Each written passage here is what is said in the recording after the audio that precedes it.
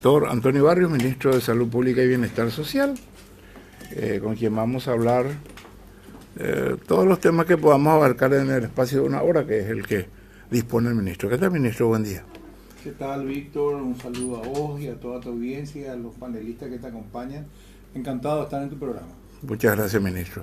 Acércate un poco más al micrófono, o sea, estira un poco más. Estiro. No sé por qué datan todos acá los micrófonos. A lo mejor tienen miedo que se lleve.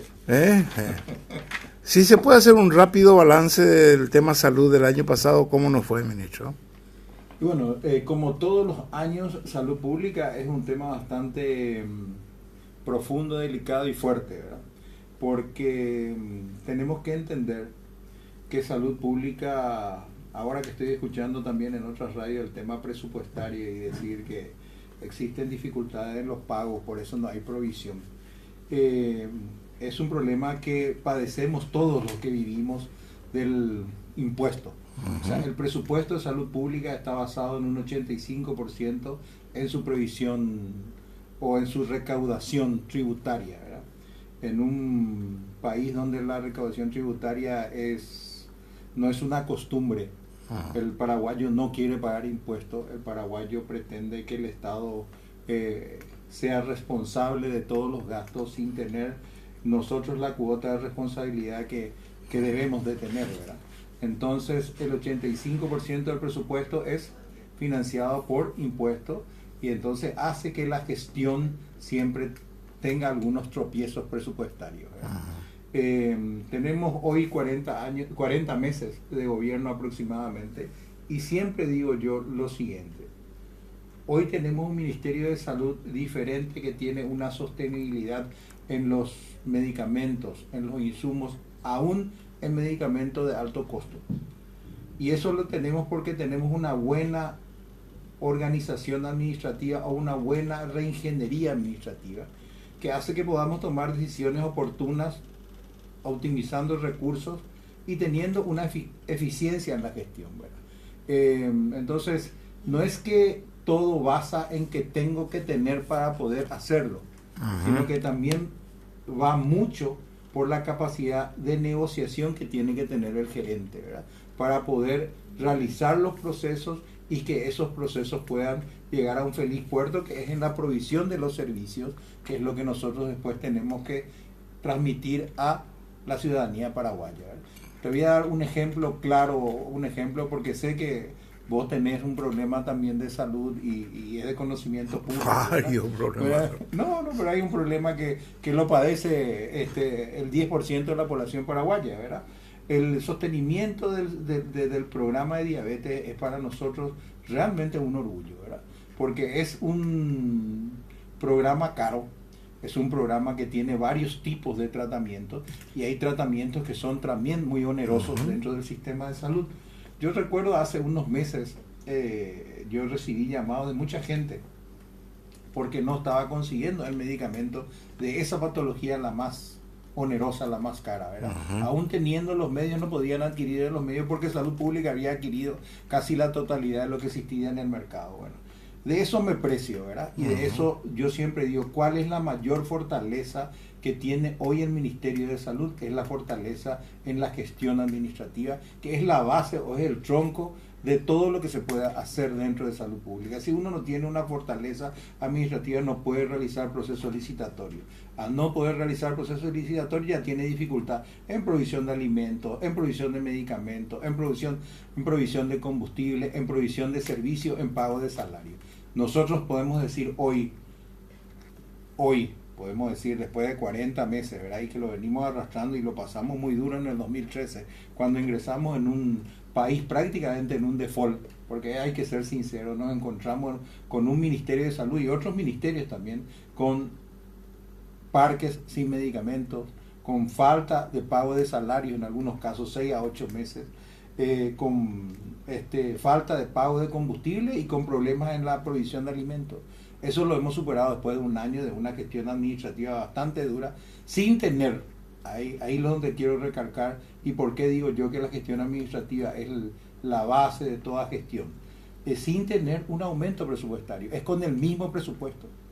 O sea, es la optimización y el mejor gasto de un presupuesto, que que hace que uno pueda llevar adelante una cartera tan complicada como es la cartera de salud.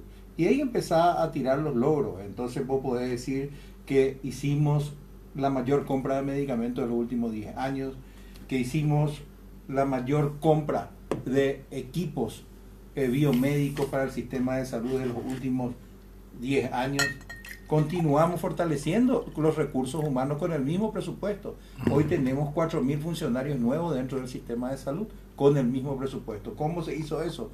Y bueno, y optimizando. Y en muchos casos, ahí es donde entra la fortaleza también del control, donde mucha de la perrada tenía 3 vínculos, 2 vínculos, y algunos no lo cumplieron, entonces exigiendo han renunciado a esos vínculos porque no cumplían, y eso pudimos incrementar el número, con eso pudimos incrementar el número de recursos humanos en el sistema.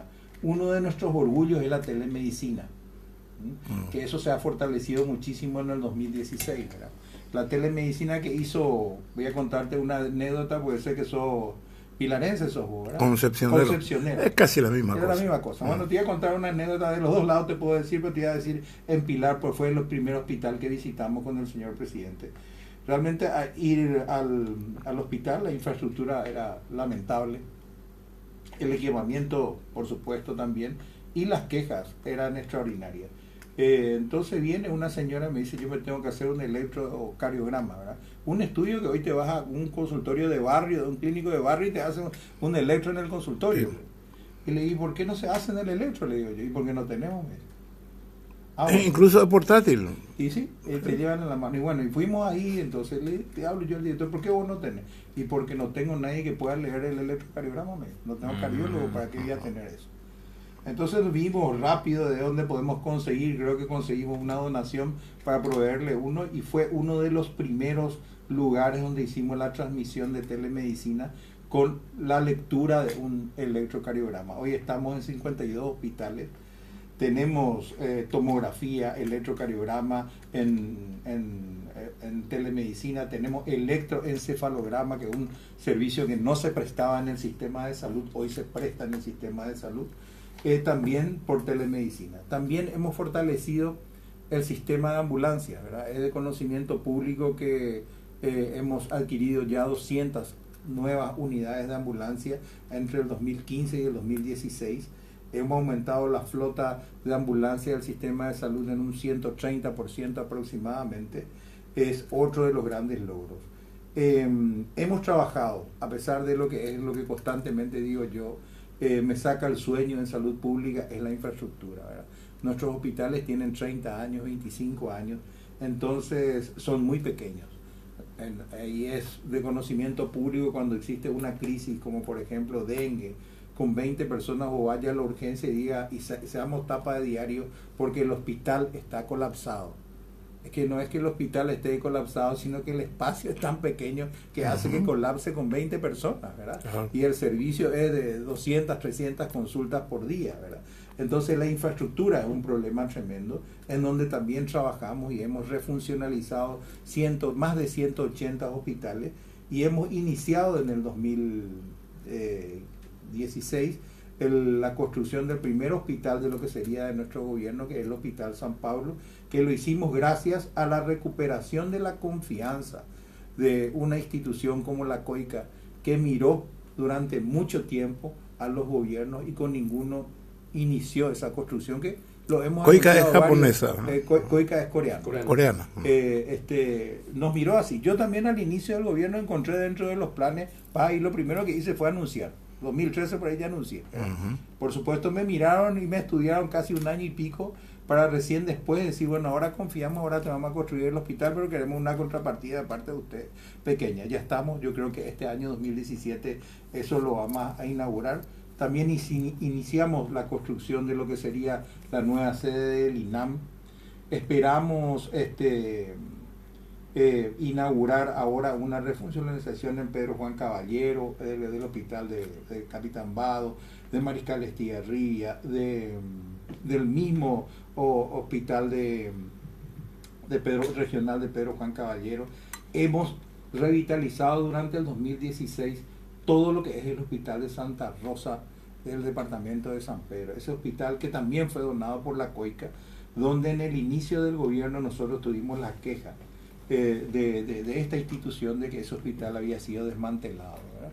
Y realmente fue desmantelado ese hospital y hoy es un hospital de alta complejidad que presta servicio de terapia intensiva, tiene estudios de vuelta de tomografía, tiene todos los servicios, así que estoy muy orgulloso en ese sentido, ¿verdad?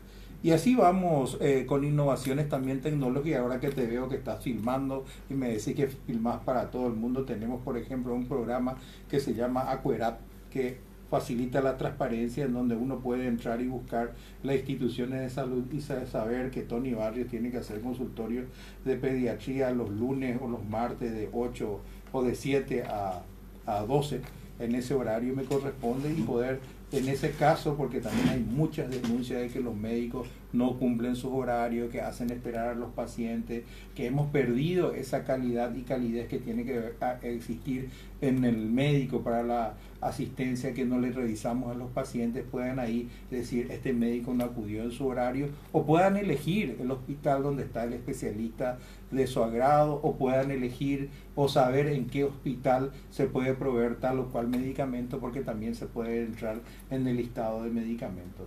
Bueno, eso es lo que hicimos muchísimo, Víctor, en ese sentido, hicimos muchísimo, trabajamos mucho en el interior, pero en salud pública estamos con una deuda de décadas, ¿verdad? Entonces el Hospital Nacional es otro de nuestros hospitales emblemáticos, un hospital joven todavía, un hospital que tiene 25, 26 años, pero un hospital que cuando entramos nosotros tenía creo que 400 baños sin funcionar, tenía la lavandería sin funcionar, tenía falta de equipos, también teníamos un importante atraso de salarios. Bueno, hoy el hospital fue mejorado en su urgencia, en sus salas, hoy tienen equipamientos nuevos, hemos aumentado el nivel de camas de terapia intensiva. Durante el año 2016 nos ocupamos en eso. Nosotros ingresamos en el sistema de salud con 170 o 160 y pico de camas, hoy tenemos 260, hemos aumentado el 67% con respecto a las unidades de camas de terapia intensiva. Hace menos de 3 días o 4 días estuve por el Hospital de Enfermedades Respiratorias de INERAM, donde también hicimos en el 2016 una cantidad de cambios dentro de su infraestructura, y hemos mejorado también la parte tecnológica con equipamientos, con equipos nuevos. Bueno, es lo que así rápido te puedo decir, ¿verdad? Y el hecho de que se tenga que utilizar el presupuesto del año pasado otra vez este año, ¿implica alguna dificultad o les va a ser cómodo eso? Bueno, no, a nosotros ¿sabes cuál es el tema presupuestario? Como yo suelo explicarles a mis funcionarios, por el hecho de que ¿qué es un presupuesto? Un presupuesto es lo que el Estado dice que puede. En mi caso particular, que dependo de los impuestos, yo pretendo recaudar 1.000. Esa es según mis cálculos, yo voy a recaudar 1.000. Ocurre de que eso tiene su vaivenes, ¿verdad? No, de repente no recauda 1.000, recauda 700, y vos tenés que manejarte con tus 700. Entonces existe dentro de lo que se llama el presupuesto el plan de caja o el plan financiero, que se va ajustando a lo que realmente ingresa dentro del sistema.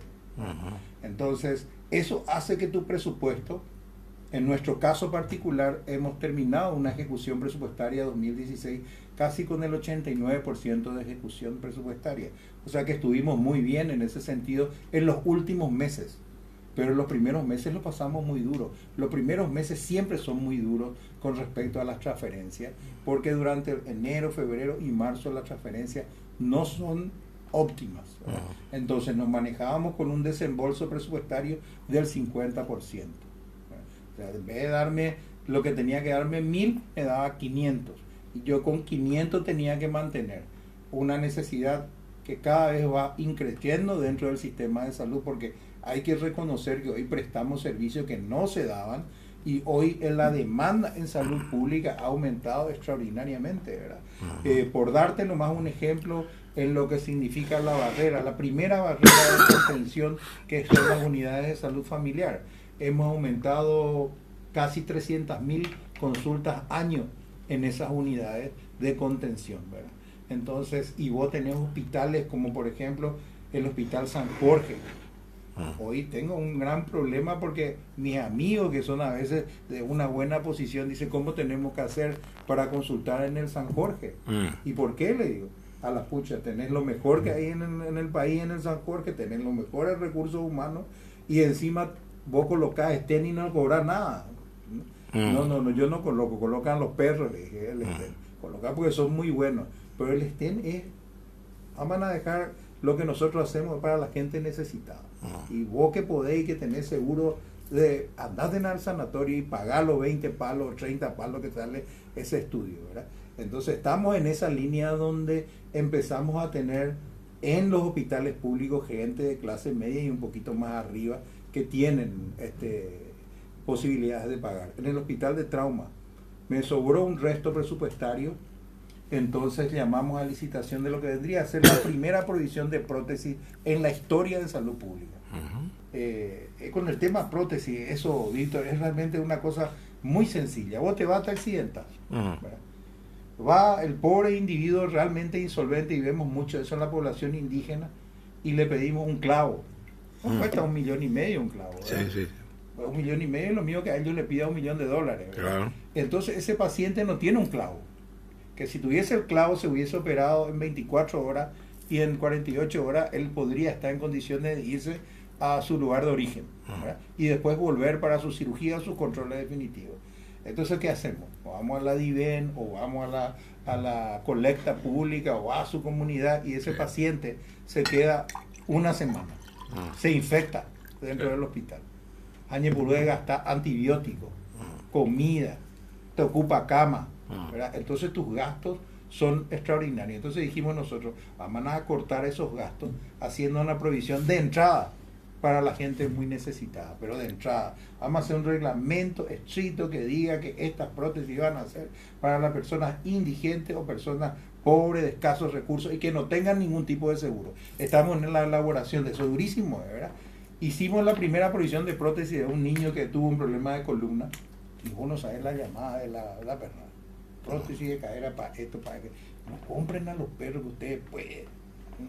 Compren, le digo yo. Ustedes no pueden comprar una prótesis, déjenle eso para la gente. Y no, no a todo, ¿verdad? Entonces hacemos un filtro y un colador, y con eso pensamos que vamos a agilizar el sistema, vamos a evitar gastos, el costo-beneficio que va a tener salud pública con respecto a la posibilidad de que ese paciente ingrese accidentado y pueda tener la posibilidad de salir en menos de 76 horas, de 72 horas o 96 horas del sistema. Me va a aumentar mi número de camas para servicio, que siempre está saturado, y me va a evitar el uso de antibióticos, alimentos en un paciente que puede salir y movilizarse rápido, ¿verdad? Estamos ya en proceso, ya hemos seleccionado pacientes. Hoy justamente se opera otra vez hoy una persona indigente, ¿verdad? Y estamos también. Esas son las pequeñas cosas que se pueden hacer cuando existe un criterio administrativo bueno, cuando vos pensás de lo que, no solamente en el enfermo que está acostado ahí, sino en cómo levantarle a ese enfermo para evitar que tenga complicaciones posteriores, ¿verdad?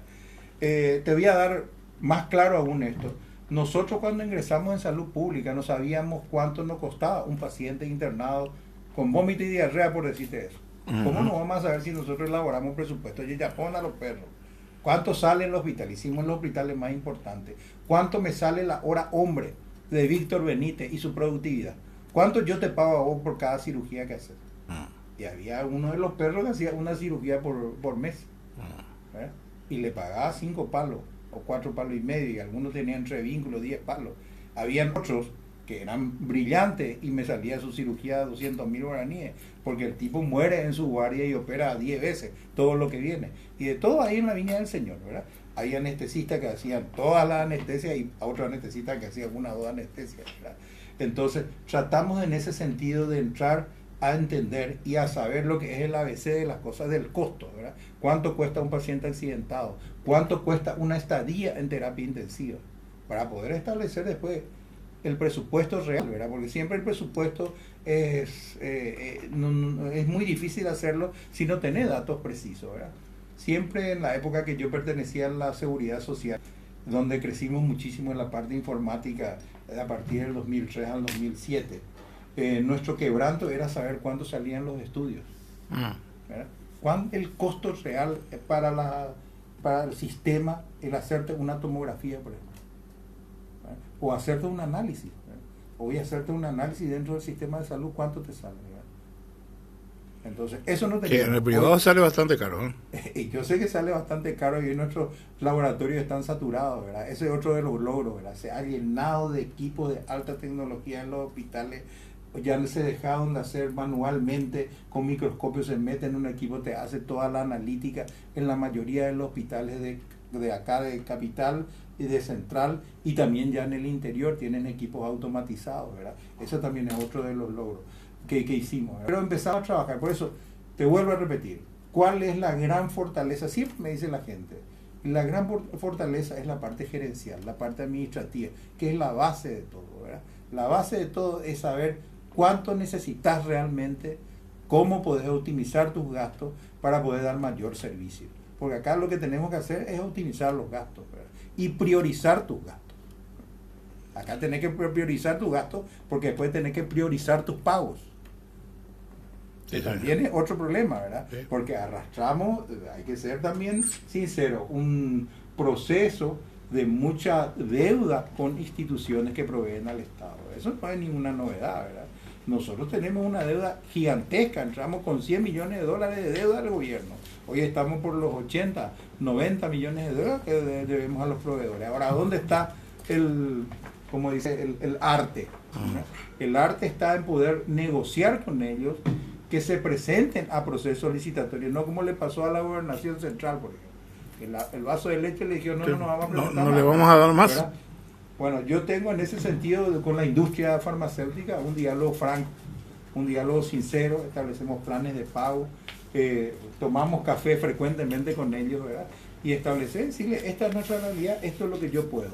Usted apuesta, porque el Estado no te paga en tiempo, pero es el mejor pagador porque te termina pagando. El Estado es una plata segura, vas a cobrar. Plata segura, sí. Vas a cobrar en el Estado. No vas a cobrar en 15 días, no vas a cobrar en 30 días, pero vas a cobrar tu dinero. Entonces, siguen apostando confianza al gobierno, siguen apostando a la administración y seguimos teniendo la provisión. Por eso es que cuando le escuchas al ministro de Hacienda dice, hay que priorizar los pagos. Claro que hay que priorizar los pagos y hay que entender que es lo más sustancial dentro de tu presupuesto. Es gastar por nada de plata, eso quiere decir, ¿verdad? Yo no puedo después decirle, claro que en privado le digo, che, mira un poquito cuánto te entró y cuánto me tenés que dar a mí, porque acuérdate que yo presto servicio a casi 7 millones de habitantes, ¿verdad? Y la gente, te voy a decir, acá vos tenés, dice, yo tengo dos grandes compañeros de trabajo, ¿verdad? Que son independientes del sistema de salud, que es la seguridad social y el hospital de clínica. Ellos tienen presupuesto propio. ¿Verdad? Yo tengo mi presupuesto para mi hospital. Bueno, entonces entramos en dificultades presupuestarias, cierto, porque entramos en un gobierno castigado por un default financiero prácticamente. Entonces se sigue arrastrando esa dificultad. Y hoy mis hermanos o mis compañeros de trabajo tienen problemas. El Ministerio de Salud le provee medicamentos. ¿Cuándo ocurrió eso? En la historia. Donde el Ministerio de Salud, cuando yo estaba en la Seguridad Social, yo era millonario. Ahí entraba muchísima plata y estábamos bien en esa época. Y siempre ayudábamos a la salud pública, ¿verdad? Hoy ocurre a la inversa. Nosotros ayudamos a sostener servicios, porque al final el servicio al ciudadano paraguayo, yo también soy responsable. Lo mismo ocurre con clínicas, ¿verdad? Que también está pasando por un problema presupuestario duro, ¿verdad? Entonces, hoy salud pública sostiene, pero ¿qué pasa? La gente no diferencia eso. Yo me voy al hospital y no hay medicamentos, dice, ahora yo quiero saber, ¿en qué hospital te fuiste? Y me fui a la clínica, y ese no es mío, ¿verdad? pero es el sistema de salud y al final del postre es el ciudadano paraguayo, ¿verdad? Entonces, ese es un ejercicio que todavía nos falta desarrollar. Si dentro de mi mismo sistema, te voy a contar una anécdota que ocurrió la semana pasada, 2 funcionarios míos me piden audiencia, son de CENEPA, un matrimonio. Voy a tener un hijo que va a tener problemas en la columna, va a tener espina bífida. Y yo soy asegurado del sanatorio, de un sanatorio. Y me piden 30 millones de guaraníes para que cuando nazca me solucionen el problema, ¿verdad? Y yo me fui al hospital, doctor, y me dijeron que no podemos solucionarte, porque no tenemos los medicamentos. Y le dije yo, ¿y dónde vos te fuiste? Y a tal hospital me fui, pero eso no es de nosotros. Mi funcionario no sabe cuál es el hospital que le corresponde. Le dije, vos tenés que irte al hospital nacional, ese es nuestro ley. Y ahí están los especialistas que te van a solucionar. ¿Verdad? Yo te iba a conseguir, te iba a mandar al hospital nacional, andar a consultar con tu señora, todavía no nació el bebé. ¿Verdad? Van a ser en 2 meses, ya tiene el diagnóstico. Le dije, ese es mi hospital, le dije, ese es tu hospital. Ahí te van a atender y yo creo que no vas a gastar nada. Estoy seguro que ahí te van a atender los perros y te van a solucionar el problema sin cobrarte nada, le dije. Porque ese hospital es de salud pública. Uh-huh. Por eso te digo, si ese mismo problema yo tengo con mi funcionario, ¿te imaginas la percepción que es a nivel ciudadano? Sí. Entonces, como vos solés decir bien claro, putea a la gente, ¿verdad? Uh-huh. Y claro que putea a la gente cuando se va a un hospital y no tiene la respuesta, ¿verdad? Y con razón. Y con razón, ¿verdad? Sí. Con razón. Entonces asumimos, ¿verdad? Entonces a mí, muchas veces, dentro del mismo sistema y dentro del mismo diálogo que tengo con algunas personas que forman parte de mi misma estructura, me dice, doctor, tenemos que tener esto, ¿por qué le ayudamos acá? Porque, ¿cómo no le vamos a ayudar si le ayudamos al ciudadano paraguayo? El ciudadano paraguayo tiene el derecho y no tiene la culpa de los problemas que existen, ¿no? Él tiene problemas de salud, hay que solucionarle acá, en, qué sé yo, en la frontera, en la calle, donde fuere, hay que atenderle a todos por igual. Entonces, en la medida de nuestras posibilidades, colaboramos con estas instituciones, ¿verdad? Doctor, vamos a hacer una pausa. Sí. Está nuestro compañero May Silvero, que está Erico González también, y después seguramente May tiene un tema particular que creo que te va a plantear. Ah, sí. Nuestro tema, sí, que hace rato estamos detrás de eso. Y también si la gente quiere preguntarle algo al ministro, que llame por teléfono y deje su pregunta ahí en la producción, porque si van a entrar al aire vamos a perder mucho tiempo. Sí, bueno, vayan anotando ustedes. Sí, al WhatsApp también pueden... Al WhatsApp también, al 098... 84-970. Una hora va a estar con nosotros el doctor, creo que ya... Quemó los 30. Quemó los primeros 30. Bueno, ya volvemos enseguida con el doctor Antonio Barrios, ministro de Salud. Hacemos una pausa. Para que me después la gente me tengo que ir al Tribunal de Justicia Electoral.